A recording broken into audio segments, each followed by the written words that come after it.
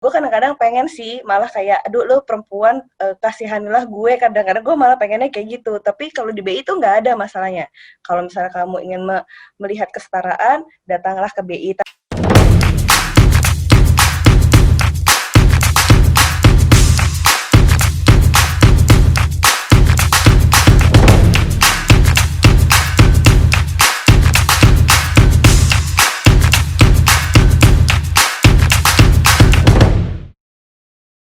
Assalamualaikum warahmatullahi wabarakatuh.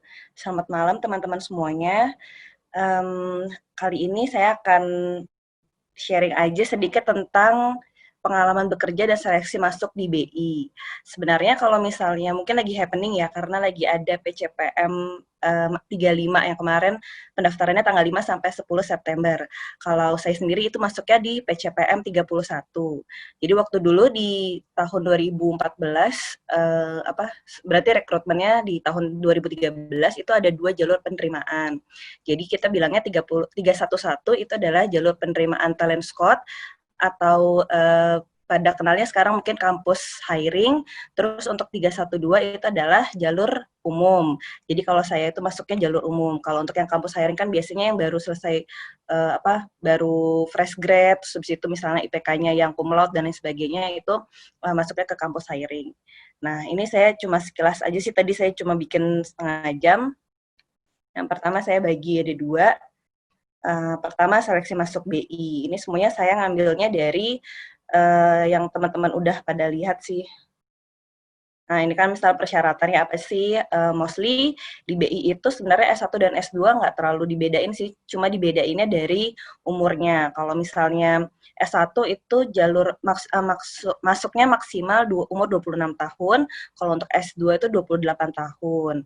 Nah, ini kebetulan untuk PCPM 35, ini ada lulusannya di bidang studi apa aja sih? Mostly itu kayak MIPA, statistik, matematik, terus tekniknya juga terbatas, teknik industri, teknik informatika, dan informasi. Untuk ekonomi hampir semuanya ya, ekonomi akuntansi, manajemen, sama ilmu ekonomi. Sekarang ada ekonomi syariah juga. Untuk PCPM 32 dan 33 itu agak unik, agak beda karena kayaknya BI kan biasanya mungkin ngelihat ya apa aja sih yang kira-kira sebenarnya masuk dan mendorong di kantor misalnya kayak gitu. Jadi untuk 32 dan 33 itu sebenarnya semua jurusan. Jadi pernah 32 dan 33 itu semua jurusan. Jadi ada junior saya dari teknik nuklir UGM gitu. Jadi dia berarti harus from the scratch ya untuk belajar ekonominya kayak gitu. Menurut saya mungkin ada cost benefitnya masing-masing ya kalau misalnya mau semua jurusan atau jurusan tertentu. Untuk PCPM 35 sendiri ini jurusannya umum yang biasanya BI rekrut adalah seperti ini.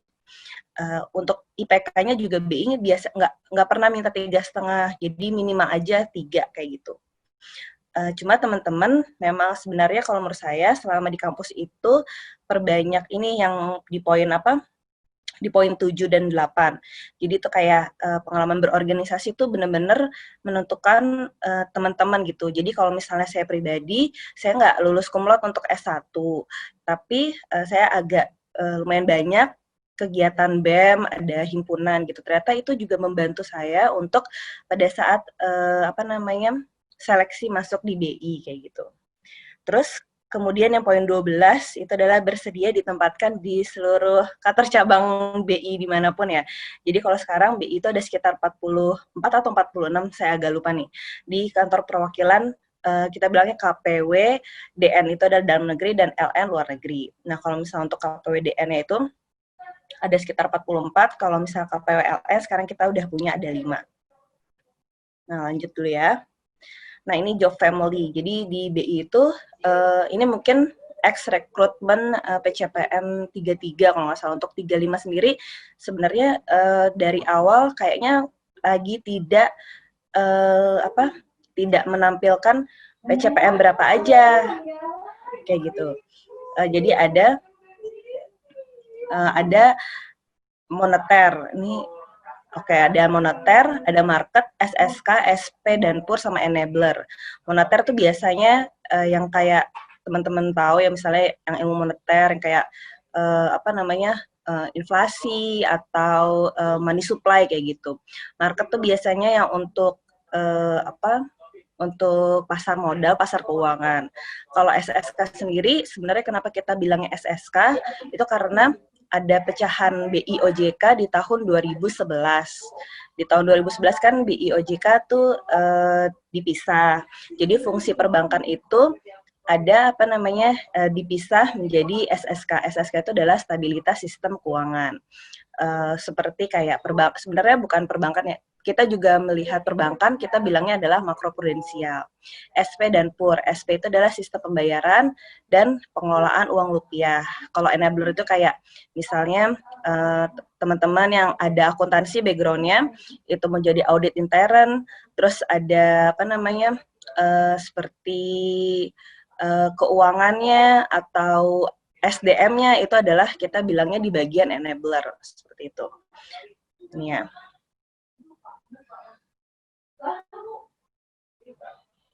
Nah, ini ya jadwal pelaksanaan dari PCPM 35. Ini saya juga ngambilnya dari websitenya PCPM 35 Rekrutmen BI.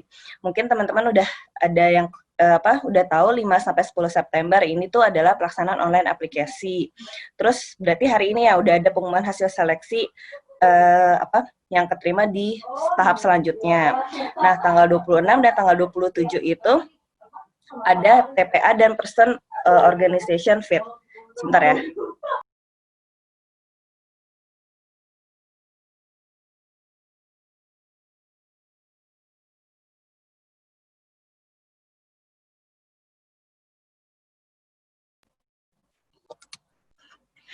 Sorry. Nah, ini ada untuk tanggal 26-27 itu ada TPA dan person organization fit. Nah, untuk lanjut 27 Oktober sampai November, Desember, dan akhirnya ada seleksi siapa aja yang masuk ke PCPM 35. Mungkin udah pada lihat semua ya. Nah, mungkin nanti di sini saya lebih nge-breakdown sih, kira-kira misalnya pada saat tes dari TPA itu, ini ada bedanya nih, waktu kebetulan saya tuh sebenarnya udah tes kedua kalinya. Jadi waktu PCPM 30 saya sempat sempat coba, tapi baru sampai tes kedua doang kayak gitu. Nah, untuk PCPM 31 saya nyoba sendiri, itu karena mungkin nggak ada pandemi dan lain sebagainya, jadi PCPM 30 sampai 33 itu masih dilaksanakannya online atau tatap muka. Nah, untuk PCPM 34 sendiri, itu kita melaksanakannya secara online, dan kemungkinan PCPM 35 itu akan dilaksanakan secara online juga. Nah, untuk tes selanjutnya itu saya kayak TPA ya misalnya mungkin teman-teman kayak waktu dulu SPMB atau SNMPTN ya namanya, itu kan ada tes kemampuan dasarnya lah kayak gitu. Itu mungkin bisa dipelajarin juga, atau dari mungkin buku-buku SMA itu mungkin masih dipakai. Nah, yang kedua, setelah lolos, itu ada tes pengetahuan umum, kebangsaan dan bahasa Inggris.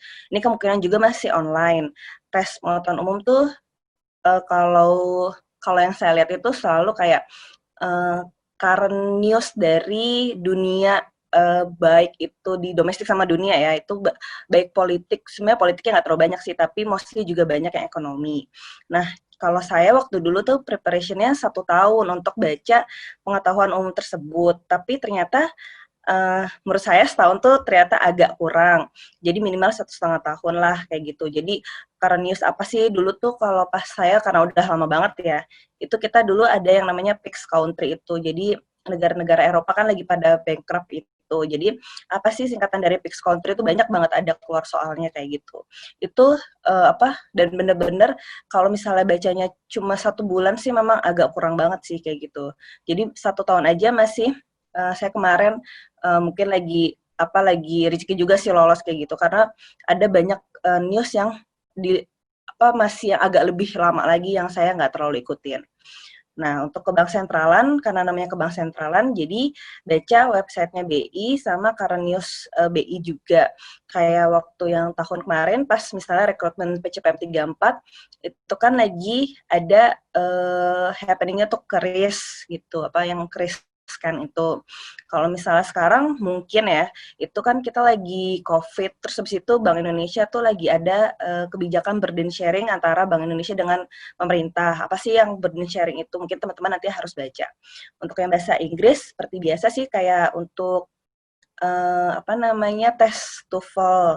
Nah, kemarin tuh saya juga biasanya yang lolos itu kalau misalnya TOEFL-nya sekitar 500. Jadi kalau misalnya teman-teman mau preparation dari sekarang, mungkin bisa misalnya entah TOEFL prediction atau apa, itu bisa dicoba. Kalau insya Allah dulu sebelum saya tes, saya memang sempat TOEFL prediction itu 500 dan hasilnya sih lolos-lolos aja pas 500. Kalau dulu pas saya itu ada temen yang punya tes TOEFL asli yang tercertified, itu bisa nggak mengikuti tes bahasa Inggris ini. Jadi waktu itu pas saya itu ada 4 orang, sekitar 4 orang yang memberikan sertifikat TOEFL ini, mereka bisa langsung keluar dari ruangan dan nggak mengikuti tes TOEFL, tes bahasa Inggris ini, kayak gitu.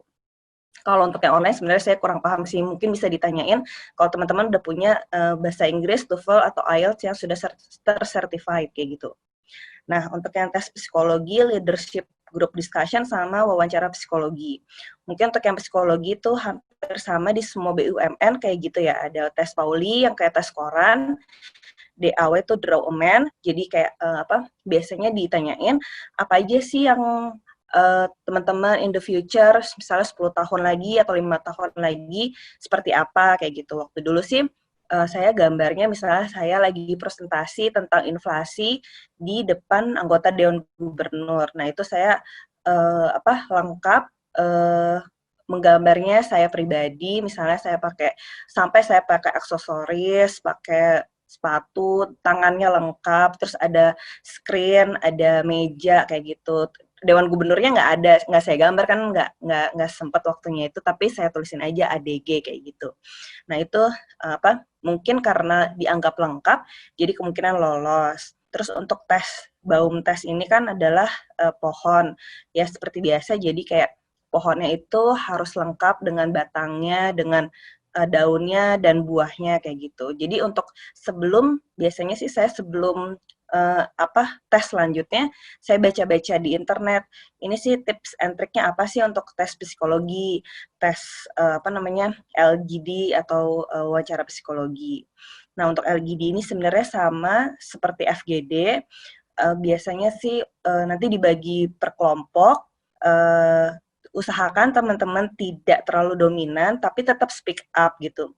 Jadi kalau kebetulan saya dapat satu kelompoknya itu yang semuanya sama disuruh ngomong gitu, jadi nggak ada yang terlalu dominan gitu. Malah menurut saya jadi baik. Ya ada 1-2 orang yang dominan, tapi sebenarnya sangat tidak mengganggu jalannya diskusi. Jadi masih kondusif menurut saya. Dan akhirnya benar teman-teman saya yang waktu itu satu FGD atau satu LGD sekarang disebutnya, itu banyak yang masuk ke tahap selanjutnya, tahap tes kesehatan. Nah, untuk yang wawancara psikologi, itu seperti biasa sih teman-teman ditanya tentang personality-nya. Dulu kan sebenarnya karena saya dari S1 langsung masuk lagi S2, tengah-tengah S2, jadi psikolognya tuh agak bingung sih nanyanya kayak apa sih kira-kira kayak kendala kamu dalam pekerjaan. Kan sebenarnya saya pekerjaannya belum bekerja di kantoran, paling saya bilangnya kan asisten dosen. Nah, terus kalian kalau bisa menceritakan apa masalah kalian, walaupun misalnya nggak terlalu masif ya, atau nggak terlalu dalam, tapi misalnya kalau bisa ada salah satu masalah, terus bagaimana cara kalian menghadapinya gitu. Jadi waktu itu saya bilangnya bagaimana menghandle teman-teman misalnya teman-teman teaching assistant atau teman-teman asdos, biar misalnya jadwalnya tidak bentrok kayak gitu. Jadi sebenarnya yang penting ada case, mereka bisa tahu ketika satu orang itu ada suatu masalah dan gimana problem solving-nya gitu. Jadi kalau saya lihat psikolog itu lebih melihat bagaimana kepribadian kita kayak gitu. Nah, terus begitu udah lanjut, biasanya ada tes kesehatan sama psikiatri. Nah, menurut saya untuk tes kesehatan ini, sebenarnya saya juga nggak terlalu suka-suka amat sih olahraga gitu, tapi biasanya ya saya stretching aja gitu dan nggak makan junk food gitu. Jadi saya dari tes psikologi, walaupun belum tahu keterima atau enggak, saya nggak makan junk food dulu sampai pasca ada pengumuman dari tes kesehatan. Misalnya kayak berarti kemungkinan besar saya hampir 2 bulan nggak makan junk food tuh karena begitu makan junk food misalnya dideteksi misalnya kolesterolnya agak naik kayak gitu. Karena waktu pas saya itu kan lumayan banyak tuh yang tes. Jadi waktu itu setelah saya tes kesehatan, ada satu peserta yang ya biasa misalnya mungkin ada human error dari salah satu vendor medchecknya itu, jadi dia harus tes ulang pada satu bagian tertentu. Jadi akhirnya dia tes ulang padahal katanya dia tuh udah makan, saya nggak jaga makanan dan lain sebagainya. Jadi menurut saya biar lebih berjaga-jaga ya makan junk food-nya misalnya sebulan sekali aja kayak gitu. Jadi menurut saya sebenarnya pertama saya juga mau masuk BI juga mikir-mikir gitu. Maksudnya nggak pengennya sih lebih jadi dosen gitu. Tapi begitu udah masuk, menurut saya kita berarti harus prepare dengan baik gitu. Jadi kalau misalnya ya udah nih sebelum tes kesehatan berarti harus jaga dirinya dulu biar nggak terlalu misalnya biar nggak terlalu sakit atau pokoknya jaga kondisi tubuh. Nah untuk psikiatri ini exhausted banget karena pertanyaannya kan banyak banget, 600-an kalau nggak salah tuh. Tapi teman-teman harus ngerjain dalam waktu singkat ya, berapa jam lah kayak gitu. Dan kadang-kadang ada case yang kita belum pernah, misalnya jadi untuk di tes psikiatri ini ada pertanyaan tentang apa kondisi setelah menikah gitu. Padahal saya belum menikah nih, tapi ya udah dong kita kan nggak mungkin misalnya tidak percaya diri. Jadi saya mengkondisikan bahwa saya percaya diri misalnya pada saat setelah menikah tuh akan seperti apa kayak gitu. Jadi itu sebenarnya sangat penting untuk menjaga teman-teman untuk tetap percaya diri kalau menurut saya gitu. Nah ini tuh adalah tes yang kepribadian. Untuk yang tes selanjutnya adalah wawancara akhir. Kalau dulu saya waktu masih PCPM 31 itu hanya presentasi di depan G6, G7 atau G8 di Bank Indonesia itu. Biasanya dicampur sih satu room itu ada 3 orang pewawancara. Biasanya akan dibagi per kelompok, satu kelompoknya sekitar 9 sampai 10 orang. Kalau dulu tuh kita diinfoin kalau misalnya satu grup itu kemungkinan besar 3 orang aja yang akan diterima di Bank Indonesia gitu. Jadi misalnya saya ada 10 orang, kebetulan satu orangnya mengundurkan diri. Jadi tinggal 9 orang, itu kemungkinan 1:3 gitu. Jadi saya ngelihat misalnya kompetitor saya misalnya teman-teman saya yang ikut wawancara juga. Nah, kalau misalnya dulu sih kayak wah dia wawancaranya lama nih 2 jam kemungkinan dia akan diterima gitu. Berarti bisa dilihatnya dari situ. Nah, kalau di BI kalau menurut saya kan nanti teman-teman akan presentasi di depan kayak deputi direktur, direktur sampai direktur eksekutif. Itu tergantung rezeki teman-teman dapatnya sama siapa. Kalau menurut saya look smart aja gitu dan confidence. Sebenarnya saya juga nggak pede tuh waktu itu misalnya sama teman saya yang emang ahli moneter, skripsinya tentang moneter gitu. Skripsi saya tuh tentang industri gitu S1-nya. Terus saya lebih ke arah development study, saya juga nggak terlalu paham tuh moneter gitu, tapi baca aja dari website-nya BI, itu sangat helpful gitu. Nah, terus kemarin tuh ditanyain memang banyak dan teman-teman kalau bisa siapin jawaban-jawaban yang kemungkinan ditanyain, misal kayak apa itu inflasi, terus kayak isu yang terkini, misal kayak apa itu burden sharing Bank Indonesia dan pemerintah, apakah Anda setuju, biasanya kan ditanyain seperti itu. Misalnya kan kalau di ekonomi kita tahu apa tuh opportunity cost ya. Jadi kan nggak mungkin ada satu kebijakan yang bagus banget atau yang jelek banget kayak gitu. Jadi tampilkan aja misalnya menurut teman-teman yang positifnya apa, yang negatifnya apa. Kalau menurut saya misalnya lebih positif yang ini, kalau misalnya negatifnya adalah ini kayak gitu. Jadi waktu itu kemarin saya juga tentang kayak gitu ditanyainnya. Nah, ini yang beda nih untuk yang leadership forum. Ini baru ada di PCPM 34.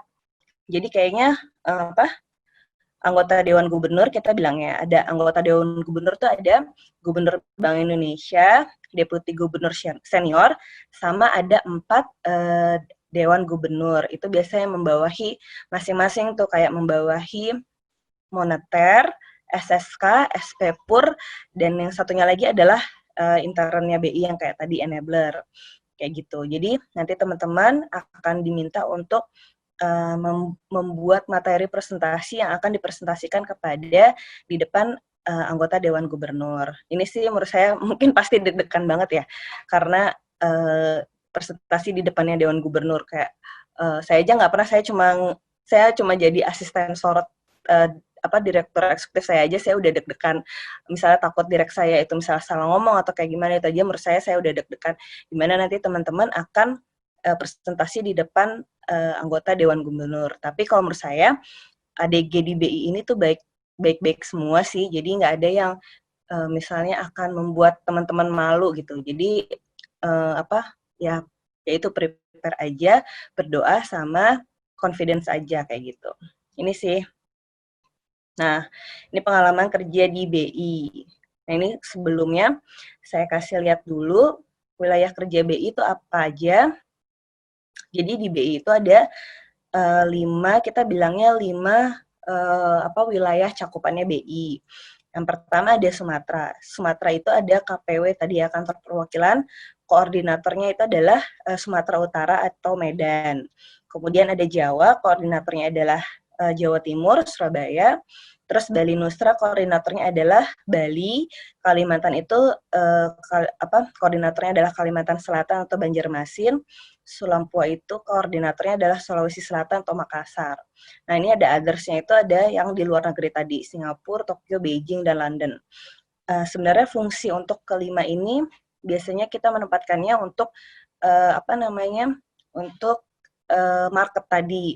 Jadi kalau teman-teman yang interest di market, kemungkinan besar bisa ditempatkan di KPWLN. Tapi untuk KPWLN ini, untuk yang market, itu kita ada di Singapura, di London, sama di New York. Kalau untuk di Tokyo dan Beijing itu sebenarnya bukan untuk market, bukan untuk mendekati pasar yang di luar negeri. Itu hanya representative office, misalnya untuk kedekatan kita dengan area itu. Jadi kalau misalnya Tokyo itu biasanya dekat dengan area Asia Timur kayak gitu. Untuk Beijing baru banget dibuka sebenarnya sekitar 2 tahun yang lalu, itu karena kan perdagangan antara Indonesia sama Cina semakin besar. Jadi akhirnya diputuskan untuk membuat kantor perwakilan di Beijing. Sebenarnya kalau untuk yang kayak di Tokyo atau di Beijing itu tuh orangnya juga sangat terbatas. Itu kayak di Beijing tuh hanya sekitar 3 orang. 3 orang tuh yang orang pegawai organiknya aja ya. Kalau misalnya kayak sekretaris biasanya kan orang lokal sana, driver juga orang lokal sana. Sama kayak di Tokyo itu juga sangat terbatas kayak gitu. Jadi cuma bisa 4 orang kalau untuk yang di Tokyo. Sementara kalau untuk yang Singapura, London, dan New York itu lebih banyak karena mereka ada analisis pasarnya kayak gitu. Nah, ini ya menurut saya pengalaman positif apa sih selama saya di BI. Itu kita kalau misalnya teman-teman suka banget belajar, itu BI itu sangat memfasilitasi untuk belajar S2 sampai S3 gitu. Jadi kalau misalnya teman-teman mau sekolah, kita tidak kalau bisa sih sebenarnya tidak mengambil jatah teman-teman di luar kayak LPDP atau yang Australia itu AusAid sekarang namanya apa ya, yang kayak AusAid kayak gitu. Jadi kita sebenarnya di Bank Indonesia punya beasiswa sendiri. Terus sebenarnya beasiswa di luar Bank Indonesia kita juga diprioritaskan untuk yang kayak ADB. Jadi ADB itu memperbolehkan untuk instansi yang sangat terbatas gitu. Kalau di Indonesia mereka hanya membolehkan 3 instansi seperti di BI, Kementerian Keuangan, sama Kemenlu. Mereka punya listnya sendiri tuh, misalnya kayak di Filipina itu yang boleh institusi apa aja. Kalau di Indonesia hanya 3 tadi.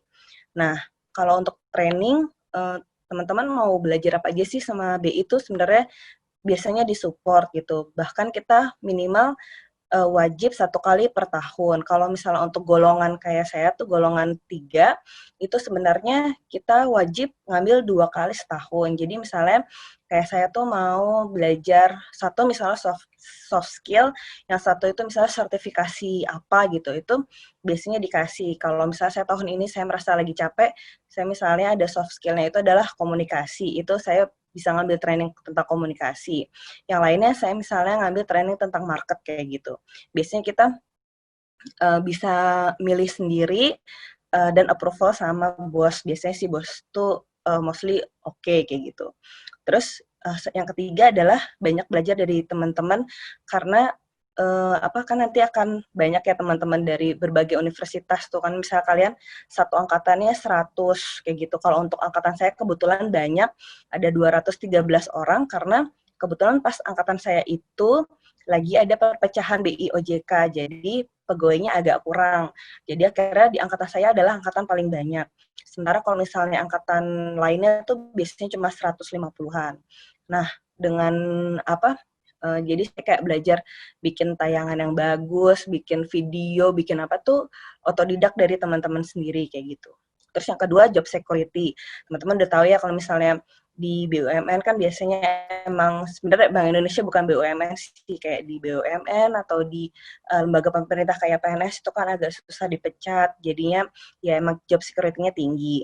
Terus fasilitas kita itu ada banyak, misalnya kayak untuk teman-teman ditempatkan di daerah itu kalau misalnya untuk setingkat G3, kalau PCPM itu akan masuk langsung setingkat G3 atau asisten manajer itu akan dapat fasilitasnya rumah dinas. Rumah dinasnya juga bukan yang misalnya 1-2 kamar, tapi kalau saya tuh karena walaupun saya sendiri, saya dapat fasilitasnya 4 kamar plus 1, jadi 4 kamar plus 1 kamar pembantu, 2 tingkat gitu. Sebenarnya saya juga bingung nih, ngapain saya dikasih 2 tingkat, 4 kamar, karena saya cuma sendiri kayak gitu. Tapi ini kayak fasilitas yang wajib diberikan Bank Indonesia kepada pegawai setingkat G3 yang ditempatkan di luar home base, kita bilangnya home base itu semuanya adalah di Jakarta gitu. Terus habis itu hotel, kalau misalnya dinas pasti ya, sama pasti banyak makanan. Mostly sih orang B itu kalau misalnya udah masuk tuh akan naik berat badannya lumayan kayak gitu.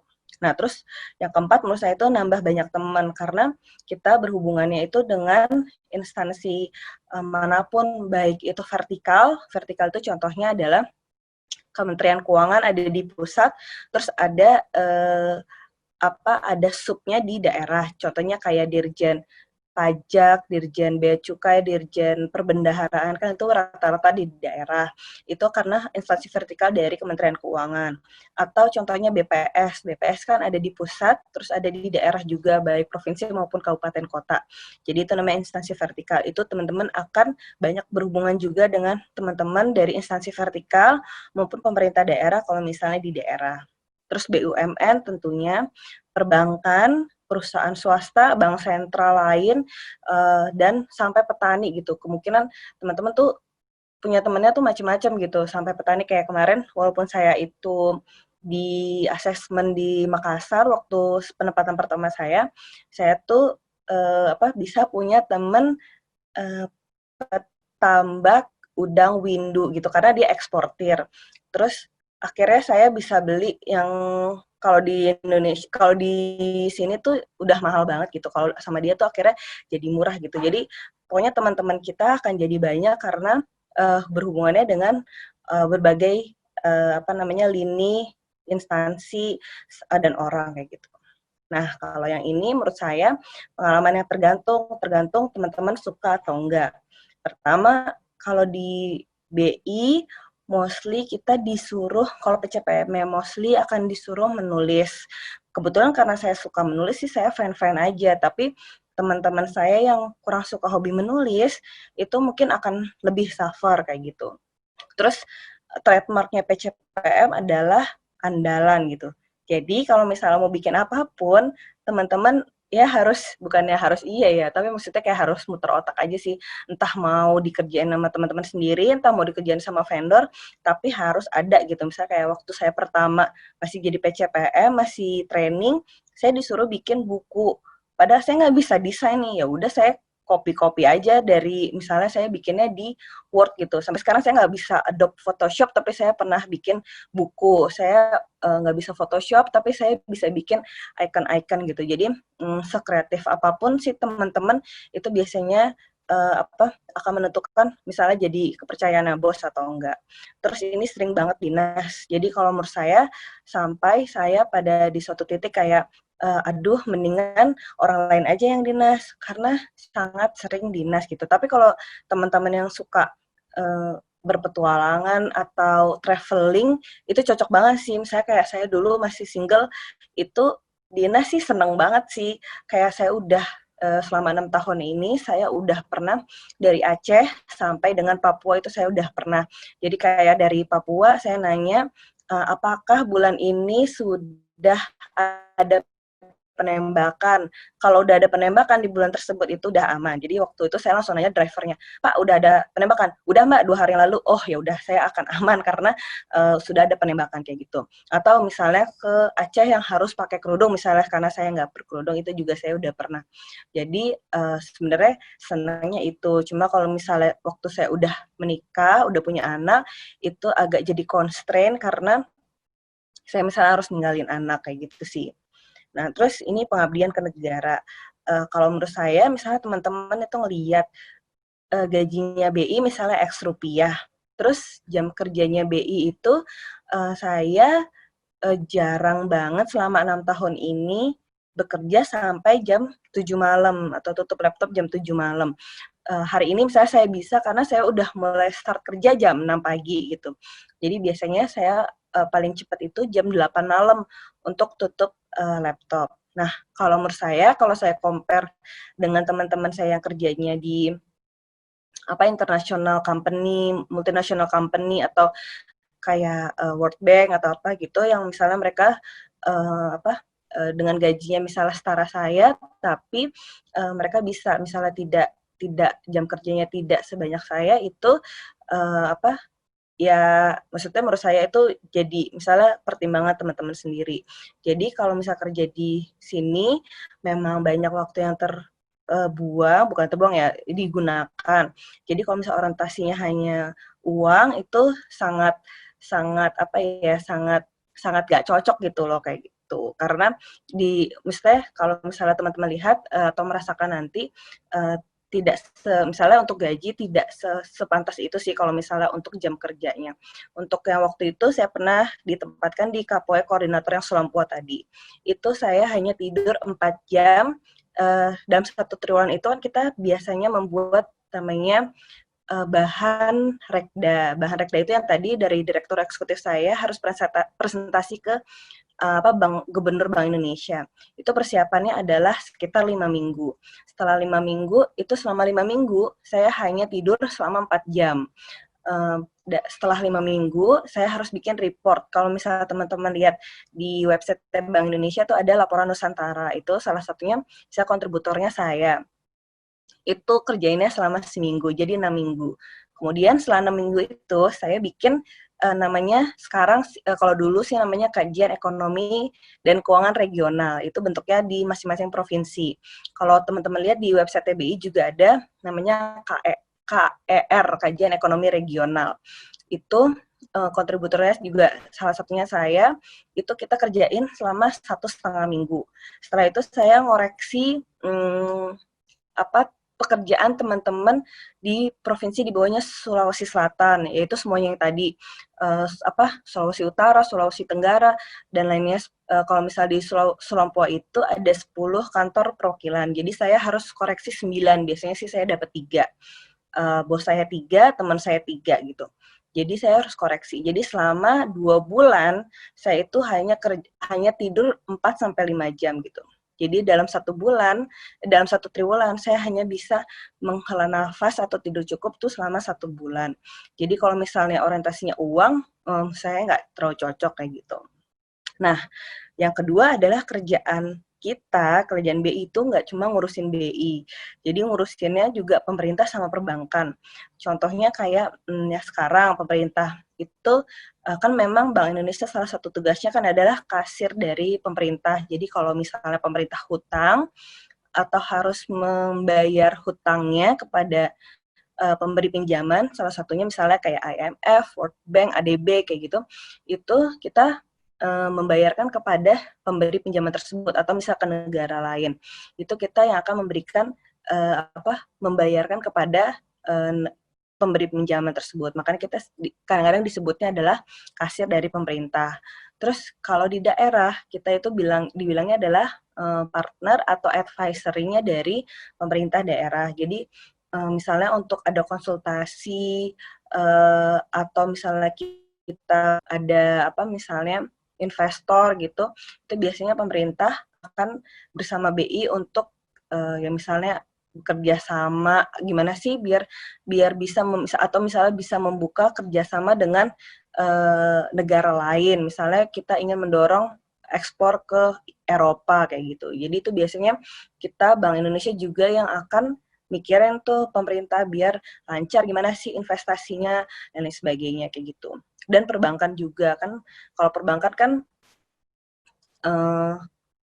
kalau Bank Indonesia tuh punya fungsi namanya adalah the lender of the last resort gitu. Jadi kalau perbankan tidak memiliki uang atau likuiditas yang cukup, maka mereka bisa meminjam kepada Bank Indonesia.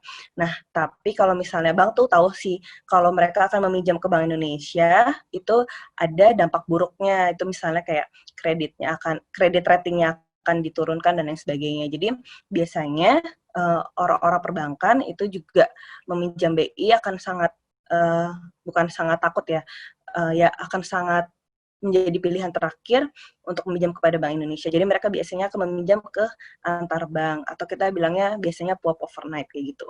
Jadi kita mikirinnya nggak hanya Bank Indonesia aja, tapi biasanya bantuin pemerintah termasuk juga perbankan. Nah, kalau menurut saya tips and trick untuk yang di Bank Indonesia itu tuh smart itu menurut saya paling terakhir. Jadi pertama teman-teman itu harus behave. Jadi menurut saya lebih penting kalau misalnya teman-teman berperilaku sopan. Terus yang kedua tuh endurance. Jadi daya tahan tubuhnya baik. Itu misalnya dijaga misalnya tubuhnya fisiknya, makanannya, atau olahraganya, dan kemudian kita harus smart sama smart tanda kutip. Menurut saya smart itu harus misalnya dengan membaca current news, tapi kalau smartnya tanda petik ini, misalnya teman-teman itu harus misalnya menjaga hubungan baik dengan baik itu teman, baik itu pimpinan, atau maupun sama vertikal sama Tuhan kayak gitu. Jadi teman-teman yang pertama menurut saya harus behave, endurance sama smart gitu. Jadi kalau tipsnya di BI itu kalau misalnya kamu bisa, saya juga bisa kayak gitu. Jadi kalau misalnya everybody bisa, berarti kita juga bisa kayak gitu. Nah, itu deh. Sekian presentasi dari saya. Mungkin langsung ke tanya jawab aja ya.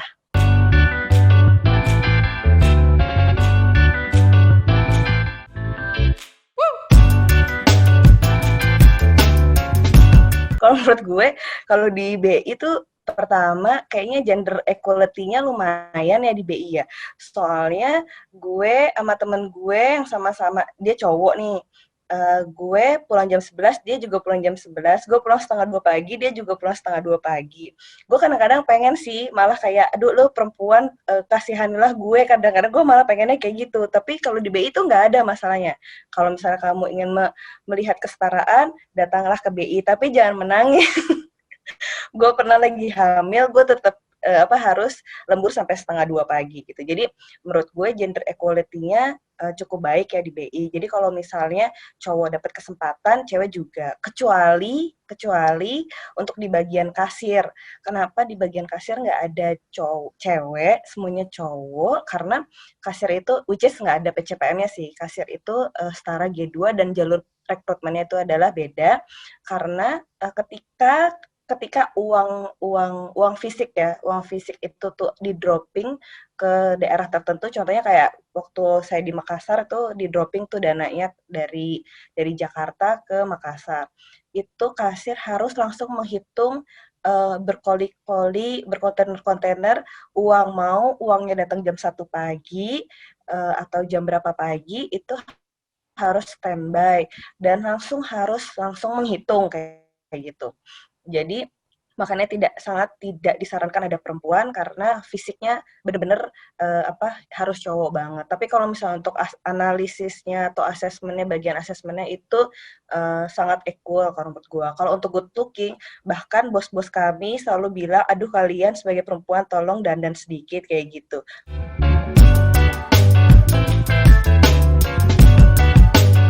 Kalau menurut saya dua-duanya nggak masalah. Jadi banyak banget yang fresh grade itu juga udah masuk. Banyak kalau saya kebetulan mid aja gitu ya. Jadi saya pas masuk itu umurnya pas lagi di tengah-tengah. Jadi ada teman-teman saya yang senior-senior saya yang udah experience-nya banyak banget, bahkan udah ada yang hampir lulus S3 gitu. Jadi dia hampir lulus S3, jadi dia dari S1 langsung S2 langsung S3. Sama yang benar-benar newbie yang fresh grade itu. Kalau menurut saya yang diambil sama BI itu yang pinter banget sih kemungkinan iya ya, karena banyak mapres atau mahasiswa berprestasi dari kampus-kampusnya itu yang masuk BI, tapi yang middle-middle, IPK-nya middle-middle, tapi banyak kegiatan kayak aktif di organisasi itu tuh juga banyak banget gitu. Karena yang terpenting itu sebenarnya kalau menurut saya ya, itu adalah kamu percaya diri dan terlihat pintar sih kayak gitu. Jadi kalau misalnya kamu tahu misalnya apa itu inflasi, menurut saya inflasi adalah kamu tahu nih jawabannya, tapi kamu kebanyakan gitu kayak misal menurut saya inflasi adalah kenaikan harga yang terus-menerus. Itu kan misalnya mencerminkan kurang percaya diri atau kurang meyakinkan. Jadi kalau misalnya ditanya, apakah itu inflasi? Misalnya agak salah nih, kenaikan harga, Pak. Oh, itu kan kamu menjawabnya lebih lebih confidence, tapi misalnya agak sedikit kurang tepat gitu. Biasanya akan di-probing lagi sama misalnya wawancaranya, entah itu direct atau direktur kayak gitu.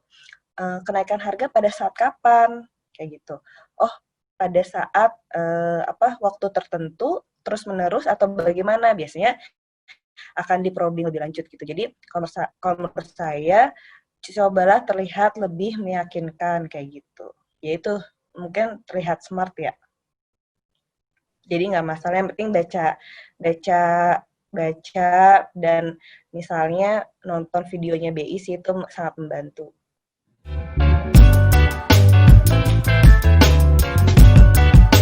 Untuk yang pertama, kalau di BI untuk misalnya ke KPWLN atau ke luar negeri itu biasanya kita ada jalur sertifikasinya lagi sih. Misal kita bilangnya sertifikat market kayak gitu. Jadi kalau misalnya dari jurusan apapun, mau teman-teman dari manajemen marketing, market, pasar modal, atau misalnya teknik industri pun, nanti bukan ada seleksi ya, ada training lagi, dan itu trainingnya biasanya terpilih gitu, bisa diusulkan oleh pimpinan satuan kerja teman-teman sendiri, atau gimana, itu nanti bisa teman-teman mengikuti training tersebut. Karena trainingnya agak lama nih, biasanya tuh sekitar 3 minggu. Jadi kadang-kadang kalau bosnya baik tuh ngizinin kayak gitu.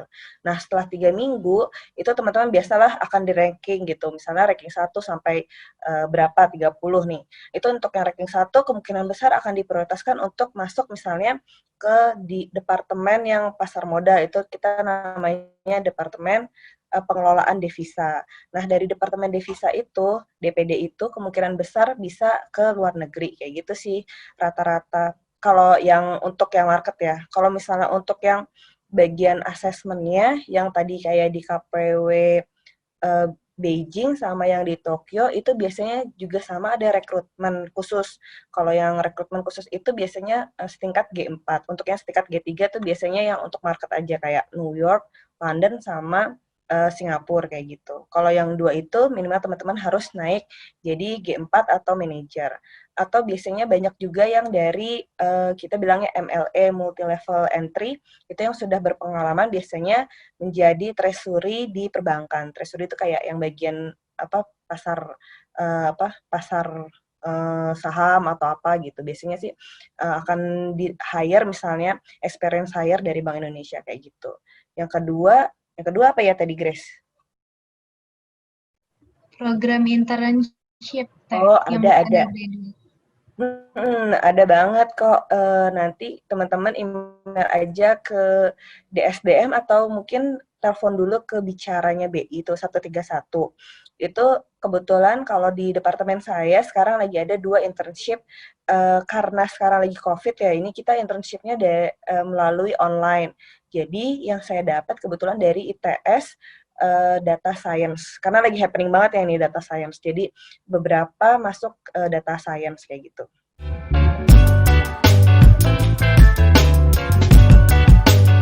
Kalau dulu